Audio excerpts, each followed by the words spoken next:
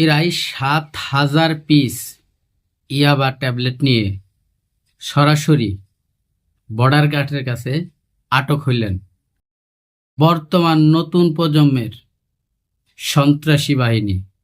বিগত দিনে তারা এই পেশায় নিয়োজিত ছিল না, এরমটাই সাক্ষাৎকার দিছিলেন।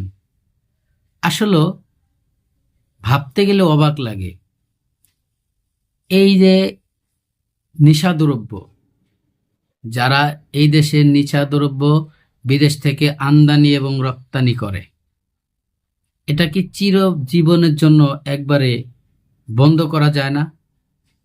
ইচ্ছা করলে যায়, কিন্তু কই যে কথায় আছে, গৃহস্থরে সজাগ থাকতে বলে আর চোররে চুরি করতে বলে। যে প্রশাসন ধরার জন্য তাদেরকে এত কিছু করে, রাত জেগে দিন জেগে সরকারি টাকা খরচ করে তাদেরকে বেতন দিতেছে প্রশাসনকে, তারা ধরতিছে। কিন্তু দেখেন, বিজিবি ধরে, সেনাবাহিনী ধরে, টহল পুলিশ ধরে, বর্ডার গার্ড তারা ধরে পুলিশের হাতে দেয়, থানায় ট্রান্সফার করে, তাদের নামে মামলা হয়। কিছুদিন পরে জেলের থেকে বেরোয় আবার যে কাজ সেই কাজ করে। তাহলে এর শেষ কোথায়? এর তো একটা শেষ আছে।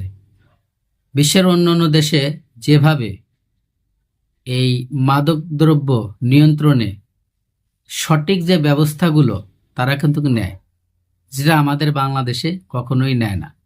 যদি সঠিকভাবে এদের বিচার করা হতো, তাহলে আমার মনে হয় এই দেশে নতুন করে কেউ এই নেশাদ্রব্য বিক্রি করার জন্য এবং আদান প্রদান করার জন্য কেউ এর সাথে জড়াতো না। প্রিয় দর্শক, এটাই বোঝা গেল সঠিকভাবে বিচার হয় না। কেন হয় না, আপনারা একটু কমেন্টে জানাবেন।